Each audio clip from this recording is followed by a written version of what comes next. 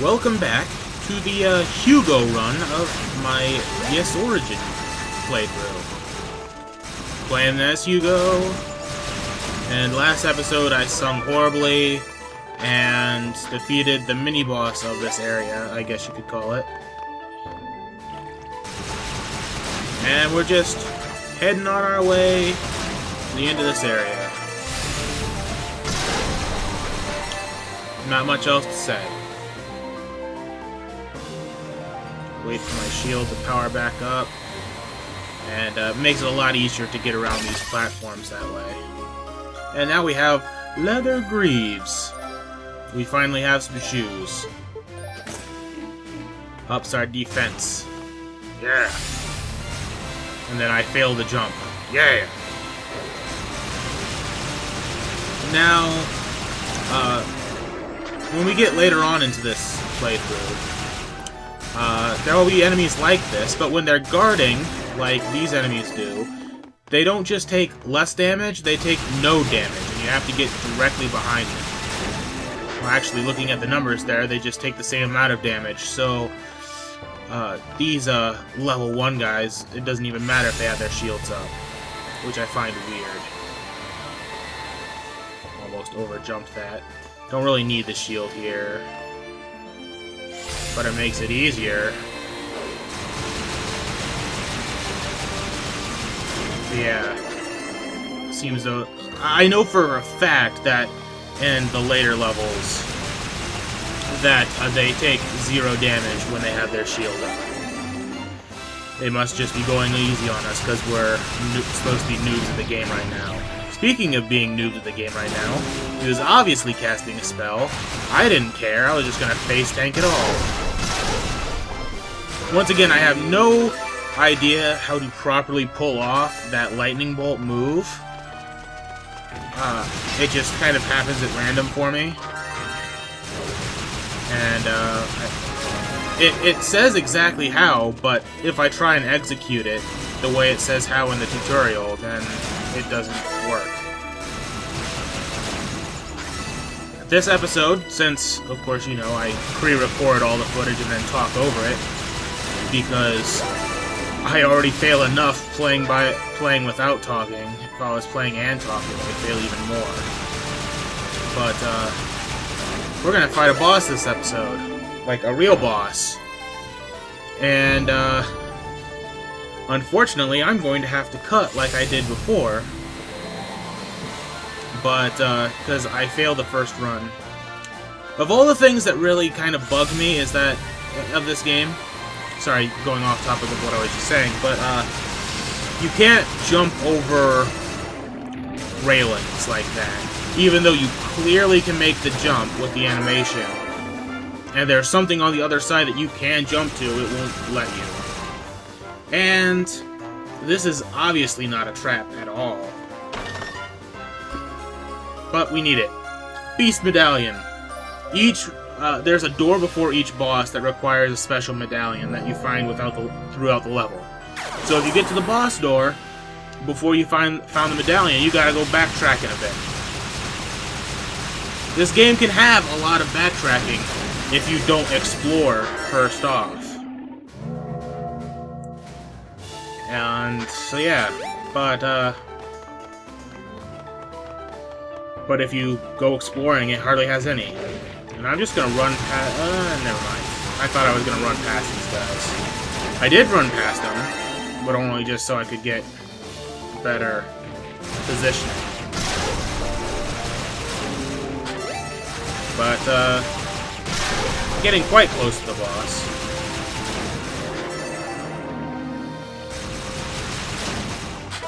And, unlike some games where the door would reset after we left this room, the door did not reset after this. So yeah.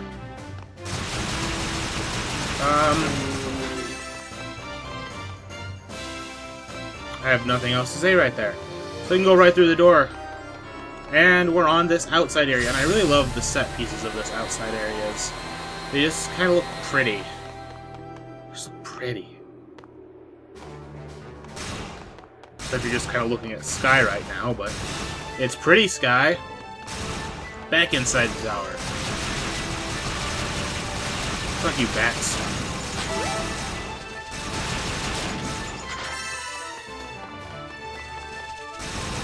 And yeah, not much to say.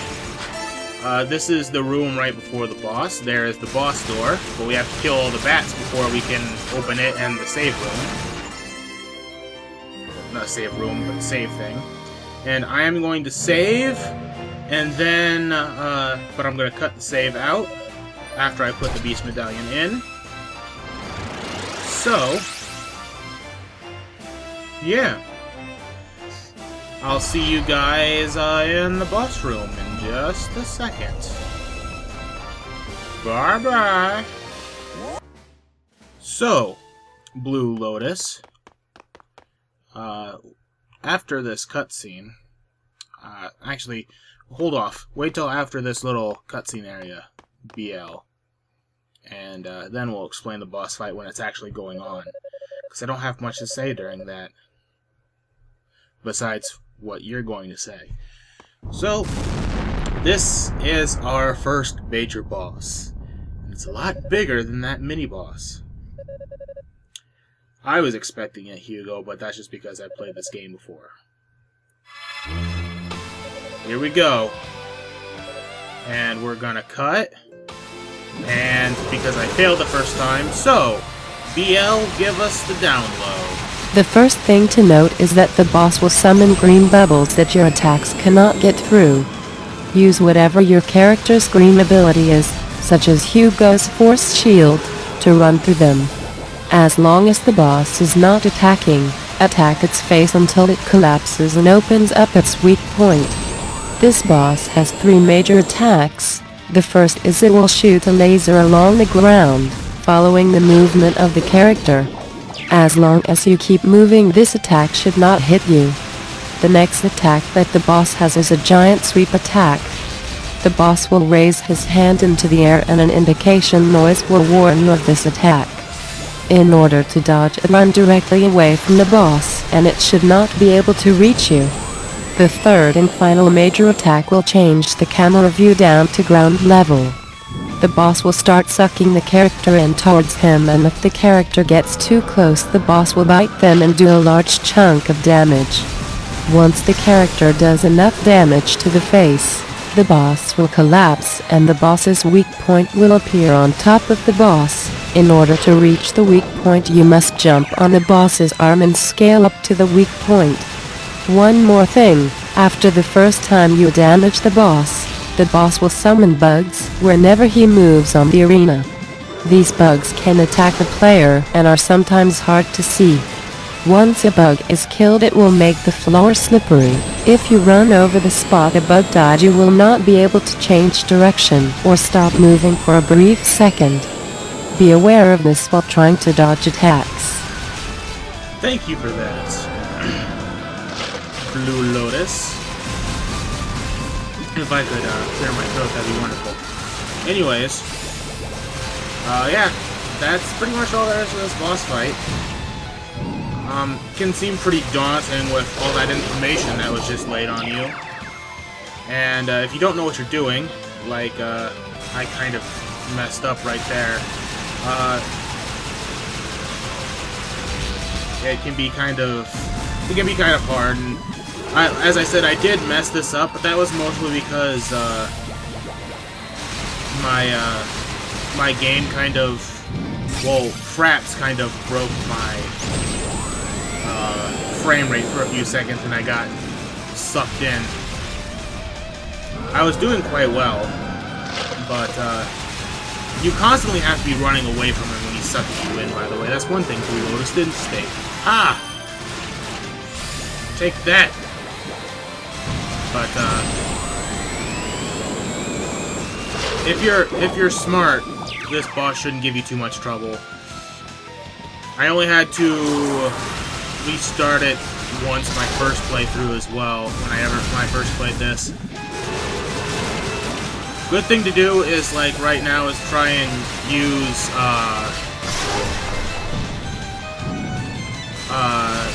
your hyper whatever, your super whatever it is. Burst mode, that's what it is. I'm trying to do as much damage on the face as possible, because that'll get the weak point open. And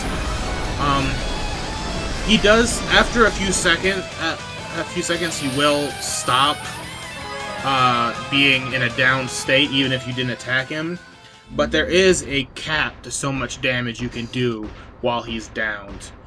So, yeah.